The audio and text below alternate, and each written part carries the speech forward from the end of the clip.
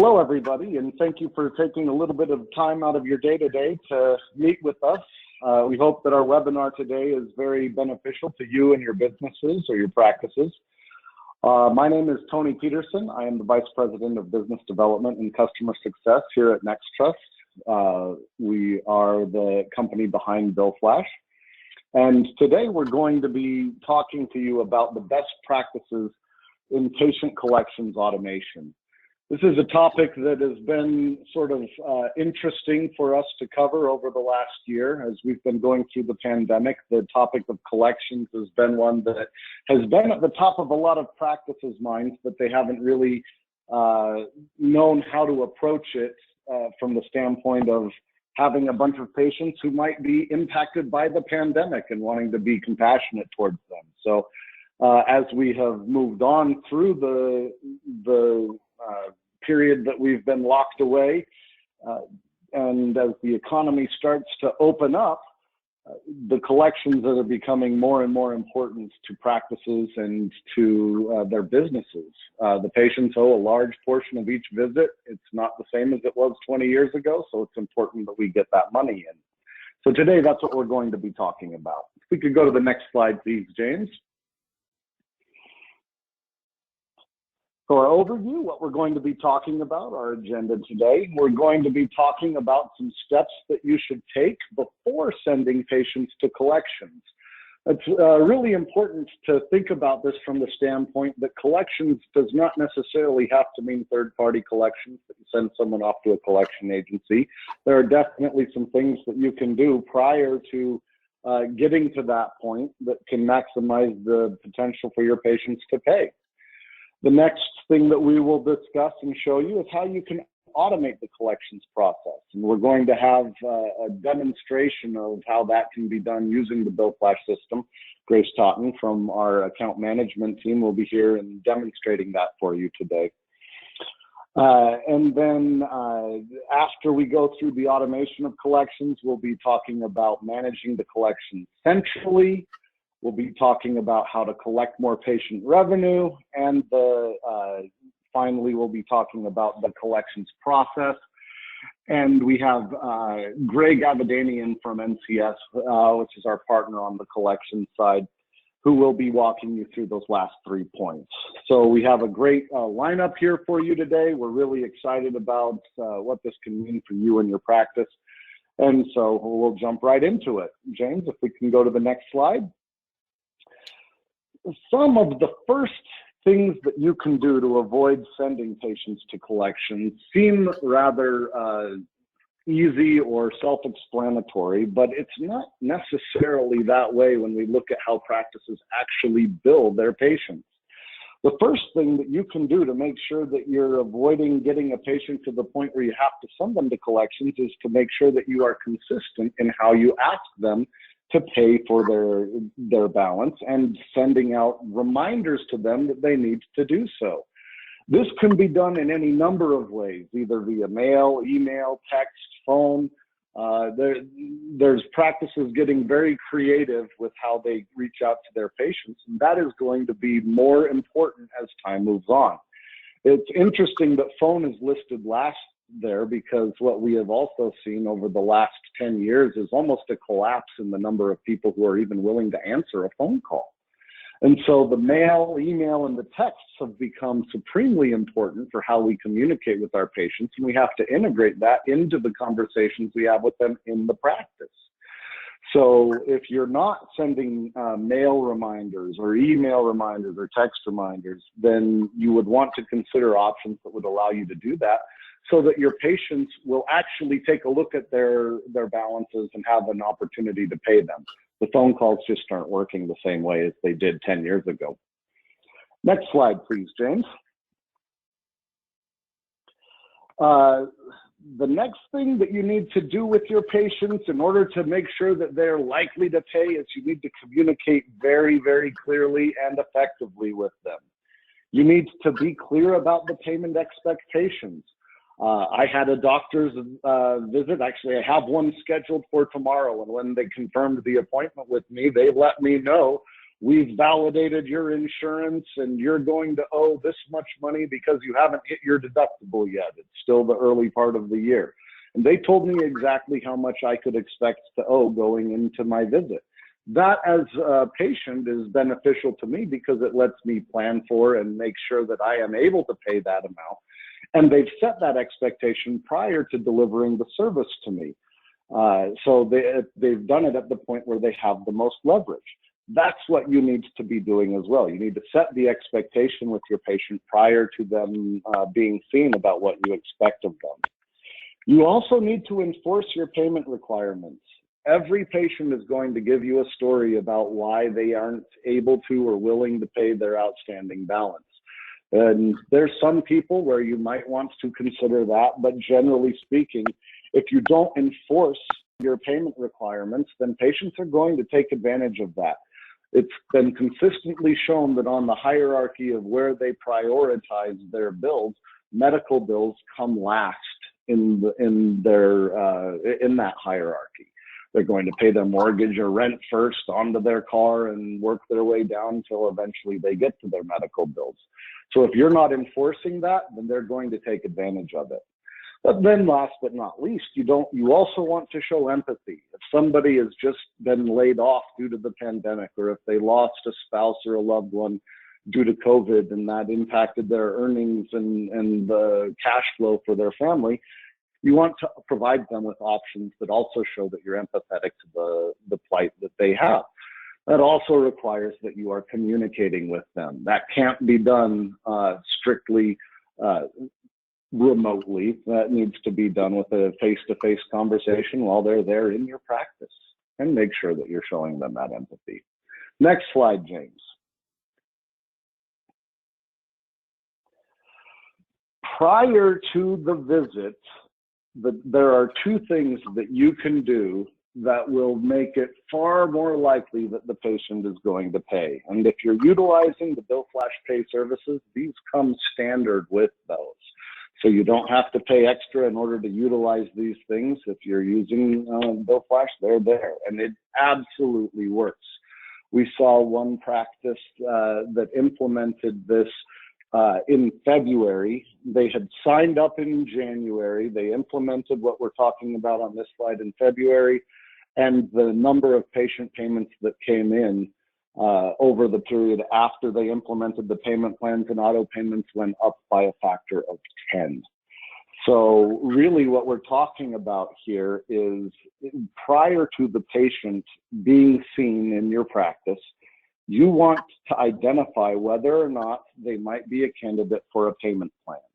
If they're not going to be likely to pay their outstanding balance, then setting them up on an automated payment plan utilizing Bill Flash can be an ideal solution for them so that you can still get paid your entire balance, but they're going to still be willing to come in and be seen because they're not scared off by a $500 bill or higher. What it also does is shows your patients that you're willing to work with them and that you care for them. If you help them set up an automated payment plan, then that lets them know you're not just going to come and try to take as much money as you can. You're listening to them. You're giving them options that will allow them to bring their balance into good standing with you.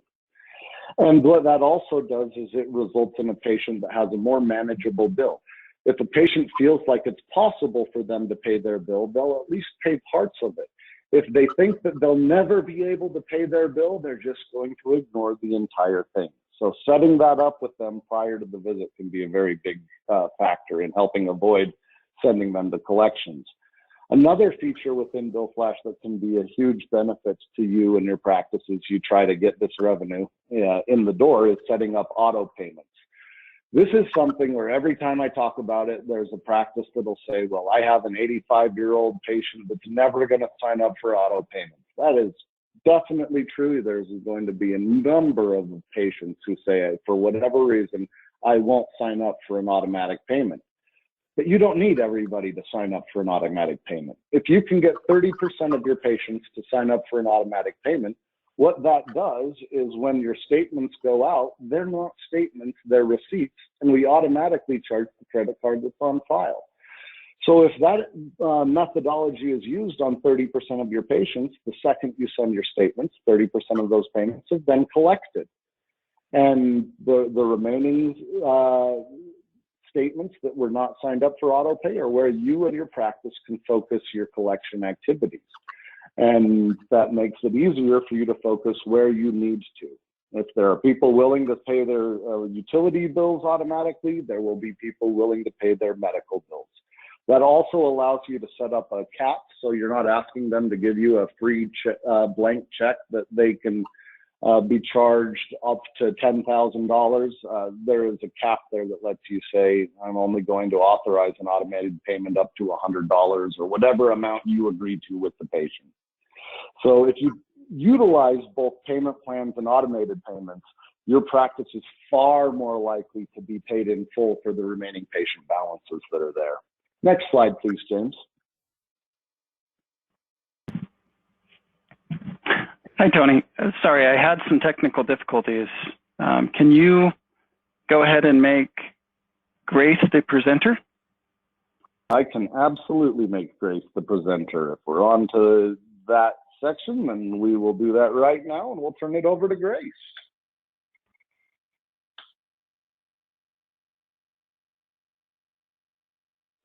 All right, perfect. So I'm just going to go over a little bit about how we activate collections in the BillFlash account and the different settings and what it looks like for you as a user. So in your BillFlash account, under this My Account tab, you'll see a list of your sub-accounts. Collections can be activated at a sub-account level. So if you are a billing service or anything like that, it can be activated for specific practices. You just check mark in here and hit activate, and it's ready to go. The next thing we want to look at after you've activated collections is your settings page. So I'm going to go into that now. So this is how we determine when you upload a file to BillFlash what statements are eligible for collections. So in this My Settings tab, we can go into Edit Settings, and we want to look at this collection setting. So the first one is aging. This is how you decide what statements are eligible for collections from the get-go. So 91 plus is common. A lot of practices like to give 121 plus as their standard collections. That means when it's flipped over to patient responsibility. So that's a question we get asked a lot. This is when it is now patient responsibility, that amount has aged either 120 or 91 or whatever you choose to do. The next section is the minimum. So for our collections, our minimum is $50. So if the patient owes less than $50 that's aged past their aging category, it's not going to be eligible for collections. It's up to you to set whatever you'd like in here. If you want to go over after higher balances, you're welcome to do that. And all of these settings actually can be managed later on as well. Settlement terms. This, we will go after 100%, our collections team is going to go after 100% of what the patient owes for collections. But this allows the collections team to settle for a lesser amount. So a lot of times, you know, especially if someone's been in collections for a long time, to give them a little bit of leeway makes it a little bit easier for you guys to get paid. So if you want to say like 80% of the total amount owed is something we'll settle on, you can put that in there. And then payment plan questions. This is just asking, are you allowing patients to be set up on payment plans when there is a collection balance, either N or yes or no? So whatever you decide, and then you just save those settings. The next step is loading your statement file. So you're going to load your statement file into your BillFlash account like you typically would. If you have an integrated software, you load it through the integration. If you're doing a download and an upload into BillFlash, you do it exactly how you normally would. When collections is activated and your settings are set, when you load your normal statement file, you look at it just the same as you normally would. So I'm just going to review this top one here. So in this file, 12 statements were loaded, and just by looking at the summary, it says 11 were deleted. That means 11 of these are ones that are actually eligible for collections. This one has a credit balance. Some of them on here have a little bit of credit balances, so they're a little bit different. But you can see off to the side where it says status, all of these are marked as qualified for collections. So that means if we were to do no editing and we were just going to approve this file, everything that's listed as qualified would not get a regular statement. They would be sent over for the collections team to start working on their collections. We do have the option to omit certain ones. So if you're going through it and you know, okay, maybe this is the provider's son, or this is someone who I have a different arrangement with, you can actually omit them from going. So when you click the omit over here, it unchecks the delete. So then they're just going to get a regular statement. You do have the option to omit and delete. You just have to check mark both there. And that means that patients not going to be sent to collections and they're not going to be getting a statement. So you do have the option to go through it. We do recommend really reviewing this really carefully before you approve your file. If something is listed as qualified and you do not omit it and you do approve the file, it will be sent over to the collections team for them to start their work. So it's really important we need to go through this and make sure everything that is set to go is something that you'd like to go to collections. So you just save your changes like you normally would. You approve your file like you normally would. And then I'm going to jump into the reports now. So under Run Reports, Standard Reports, which is a screen most people are familiar with, checking their statements. When you turn collections on, we have this collection tab right here. When you come in here, it's just like our normal billing report. You can sort by the sub-account. Once you approve a file, it'll show you all the patients in here that we've sent to collections, how much they've owed, and how much has been collected on. So it's like the percentage of collected. So this report will give you like a quick synopsis of what's going on with your collection activity. This is where you're going to check things as far as how much has been collected, or what's going on with certain statuses of patients. Once you send a collection file, we will have an alert button that'll appear up here in the top right corner of your screen. The alert button is just telling you if there's any communication from the collections team.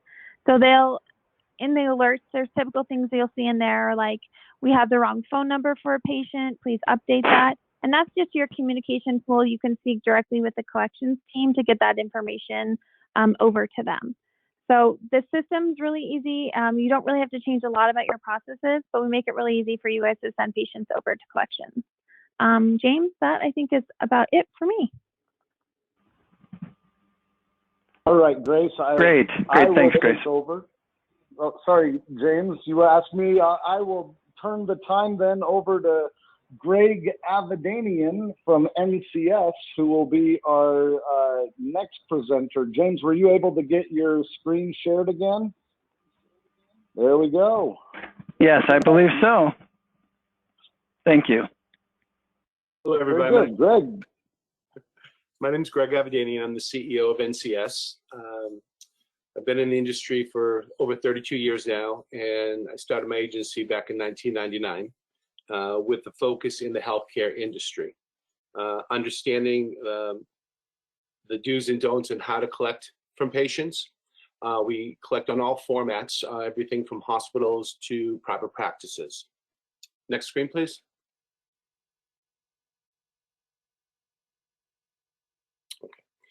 We do collect in all 50 states and actually over 80 countries worldwide. We really focus on how to collect from patients because the patient responsibilities are always the most delicate ones, especially for all our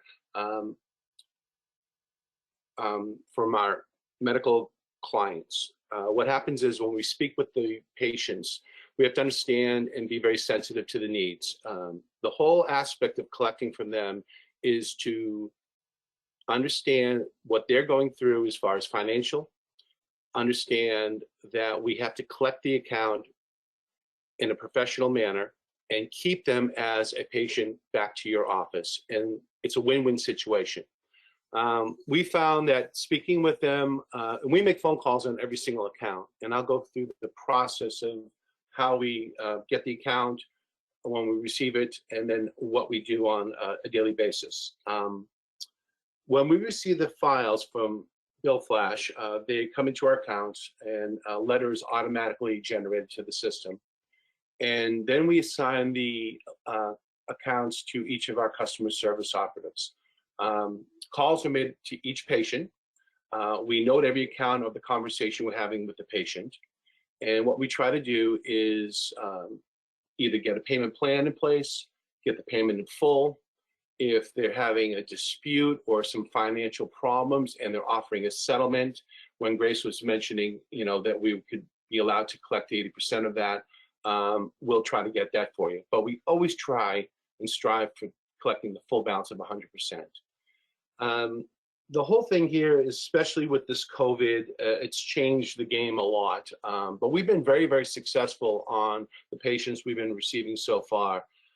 And I really think it's a matter of a conversation having with them. Sometimes they don't always respond to a letter, but a phone call and speaking with them, we found a huge success of getting money paid faster, reducing your company's DSO, because what happens is you've got all these accounts on the books that you've been sending out letters on, that is truly patient responsibility, and they're just avoiding it. I think with the phone calls and reaching out to them and speaking with them has been very beneficial, and we found that it's been a very successful solution getting you guys paid in a faster time frame. Next screen, please. So when we receive an account, we enter it into our system. The letter is generated that's mailed out to the patient. A phone call is made on the same day. If we have contact, we obviously will note the conversation. If it's a left message, we will schedule it for a follow-up phone call. Our technology is very high tech. It's designed for the medical industry. And what it does, it keeps our collectors very organized as far as time frame of the calls they've made, if they've got a timestamp, a call for a callback, if a letter needs to go out, if a follow-up letter needs to go out, if we're taking credit card payments over the phone, we process those payments directly to the system, or if it's a check. And many times we receive credit cards and check payments via mail, which is fine. As long as they're paying, that's what we're trying to do. The management experience with us is this. I have a lot of my employees that have been with me for over 20 years, and we've really formulated a way to collect on the self-pay patient responsibility claims. There's a lot more now that I'm seeing this year than ever before. Due to COVID, a lot of the practices were holding off on placing them. And what we've done is we've kind of changed a little bit and just even gone to a more customer service, a much softer approach. And we're sensitive to that from both the patient side and also on your side. You want to get paid, but you also want to keep the patient happy. And that's our ultimate goal that we've been striving for. You can go to the next screen. So as I was talking before, we always try to make it a positive patient experience for your patients. We listen to them, we speak with them, we understand what they're going through. Some could be on a fixed income, some are unemployed now and getting unemployment, some have no income coming in. But what we're finding out is that having actual conversations versus just a letter has been very, very successful. And we will continue to make the phone calls. We'll continue to have conversations. If they want to schedule a monthly payment or weekly payment, we set them up with that automatically. So what's nice is that you get to go in your system, of course, and see what we've done, percentage of collections, the amount, and if it's a weekly or monthly payment, you'll see those payments automatically in your system. You can go to the next screen. So we've been working with Bill Flash, and it's been very, very successful. Our two companies together, we're there in the front end of everything, and we're in the background doing the actual collection work. We found that the age of the accounts has been the most important factor as far as the recovery. When Grace originally was talking to you, she spoke about having it set at a 91-day threshold or a 121-day threshold. I cannot emphasize the importance of the age of an account. The rule is this: the older the account, the harder it is to collect. Unfortunately, that you may have some accounts that are older that may have not been followed up on, and we have no problem making those calls. But what we have found is when we get those accounts at 91 days or 121 days, the recovery ratio is so much higher than if something's 360 days. And I think that's the key to all collections in my 32 years of experience. It's very important to keep an eye and mark on the DSO of those accounts. That's really it, I think, on my side. Unless anybody has any questions, I'd be happy to help you answer those. Yeah, if you do have any questions, you can feel free to enter those into the chat interface on the GoToWebinar. There's also a question and answer interface that's there. We can pause here. Let's see. There's one question that has come through. What cost is involved for BillFlash to work collections accounts? Or is the cost involved percentage based on the dollar amount collected? It is a percentage based on the dollar amount collected. So you can just start using this immediately with BillFlash, and you don't see any incremental cost that comes until you start seeing revenue that is collected off of that. So that cost is 35% of the amount that is collected, and you then receive the rest of it. But you don't have any, there's no cost that you have prior to a dollar coming in for you. Let's see if there are any other questions coming in.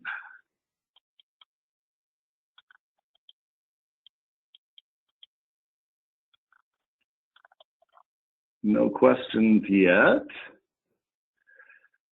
If you think of a question while we're talking, or too late after we decide to hang up on the screen here today, we've got a couple of different contact points where you can reach out. If you reach out to the phone number that is listed there, any of our representatives would be able to answer any question that you might have about the service.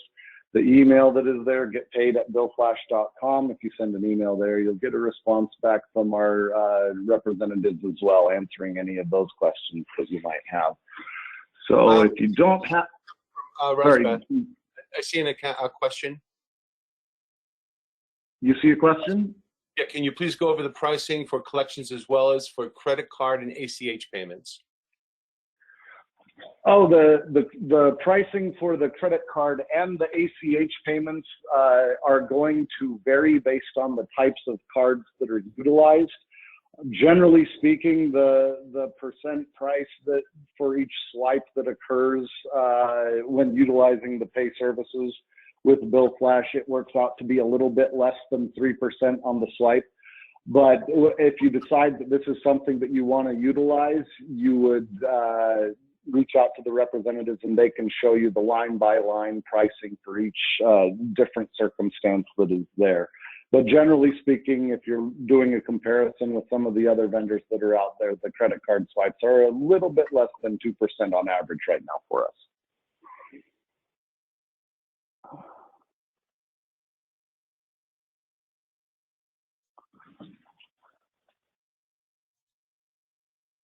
Did that answer what you were thinking there, Greg?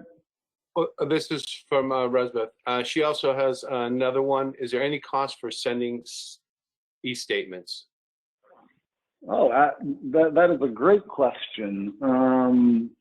For sending e-statements, there is a cost when you send e-statements. That cost depends on whether you're only sending an e-statement or if you're sending it with a paper statement. If you're sending the e-statement via email, the e-statement is an interesting term. It's a HIPAA-compliant notification of a balance or a bill that is sent either via email or text no PHI is included on that, and they are required to log in when you get to the point from the link. So if you send it without a statement, or without a paper statement, it's 25 cents to send an e-statement by itself. If you're sending it in conjunction with the other, it is 15 cents. There's also another question here. Do the bills collected directly to practice?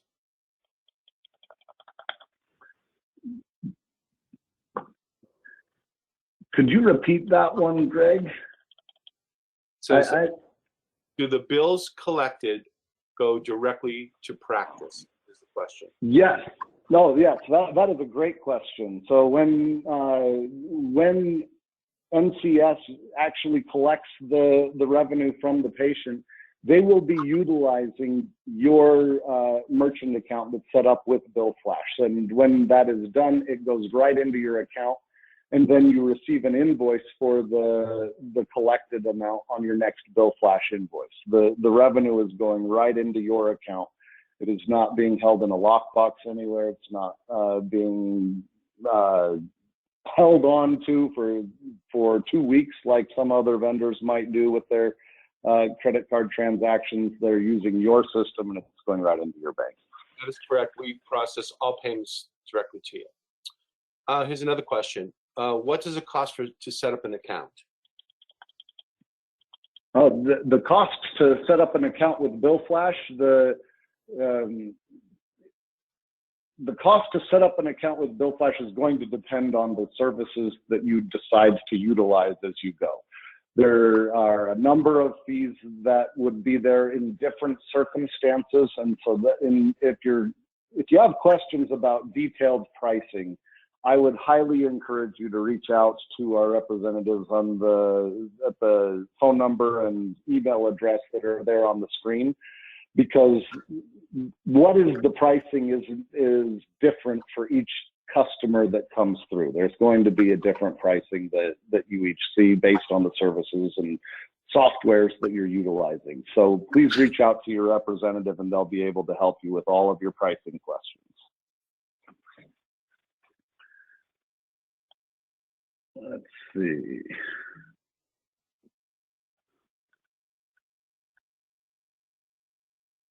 Do we have any others that we're missing in there that,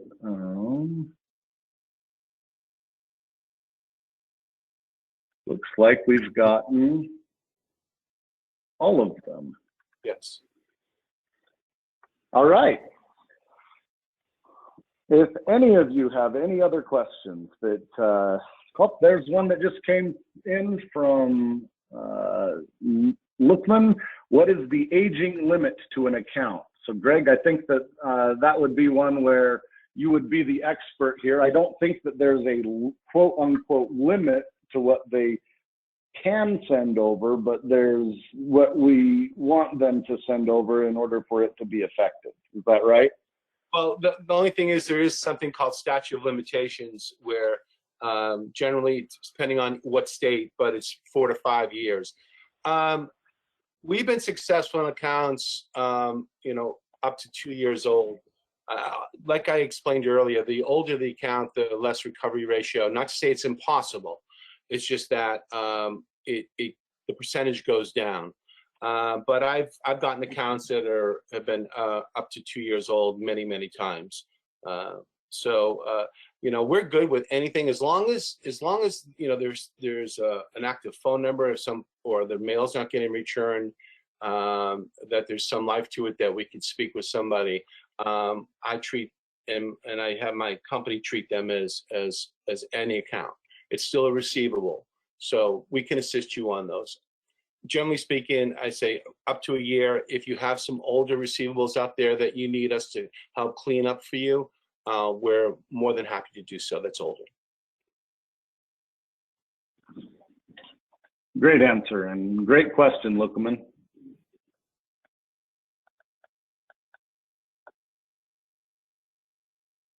Are there any other questions before we wrap this up for today?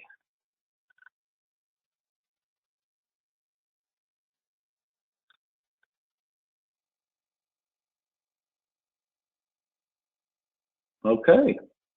Well, then we will let you all go. We thank you for your time here this afternoon. Please reach out to your Bill Flash representative. They can get this set up for you immediately, and you can begin realizing the benefit of having an organization like NCS behind you and Next Trust Bill Flash behind you, helping to bring in those patient balances.